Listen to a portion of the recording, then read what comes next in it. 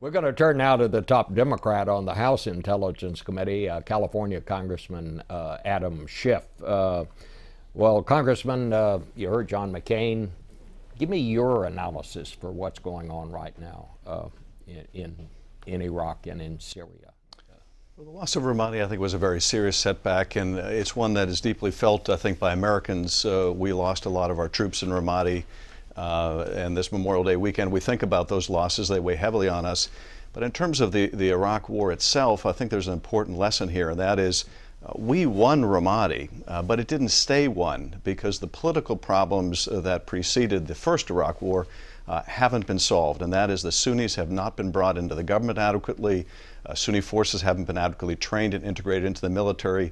And until those changes are made, until Iraq makes the political decision to fully incorporate the Sunnis, we can add more forces, we can win these battles, but they're not going to stay won. I think that's the real lesson of the last Iraq war and what's going on now. Well, you know, years after we came through the Vietnam experience, I remember thinking, you know, we kept asking during that period, are we winning?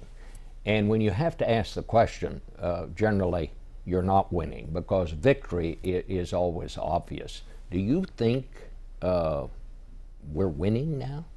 I would say that we're winning. I don't think we're losing either, but I think we're seeing an ebb and flow and largely a stalemated situation in the war against ISIS. I get concerned when I hear the administration use the metric of how many sorties, how many bombing runs we're doing. I think the more important metrics are how are we doing in stopping foreign fighters entering the country? How are we doing in drying up ISIS's resources? How are we doing in working with our Gulf allies on fighting the ideological fight within Islam that we're not positioned to fight ourselves?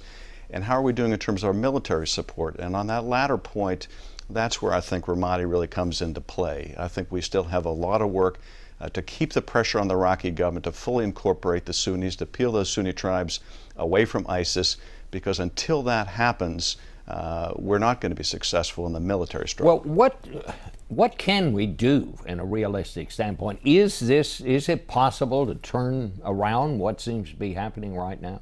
It is possible, and I think we have to intensify efforts first to bring those Sunnis into the government and into the military. I think bringing in Shia militias is the wrong answer. That's going to just aggravate those sectarian tensions. I think sending in our own troops is not the answer either. We can't fight this fight for the Iraqis, but we got to use all the pressure we can to get them to make the political fixes necessary. At the same time, we have made little progress in dealing with the foreign fighter problem. We have to intensify, I think, pressure on Turkey to close down that border to foreign fighters coming in and to oil resources trafficking back and forth across that border.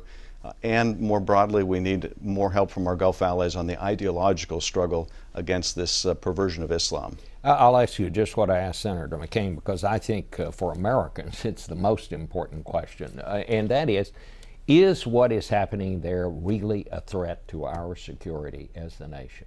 It is a threat to our security, and if ISIS is able to hold that ground unmolested, there's no question that they have the aspiration to attack us here in the United States. In fact, they're already inspiring homegrown radicalism here, as we've seen in attacks like we saw in Garland, Texas. So they are a threat.